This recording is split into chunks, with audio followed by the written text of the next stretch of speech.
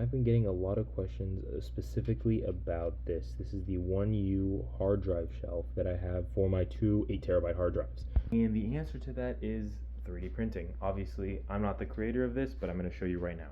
It was made by a Mr. Nautilus Forge. As you can see here, this is a 10-inch hot swappable rack option that does use these hard drive caddies that are specifically meant for a Dell PowerEdge, but they can be repurposed for something like this. And I'm going to go ahead and put the link to the STL files down in a pinned comment down below, so that way you guys can check it out in case you guys are interested.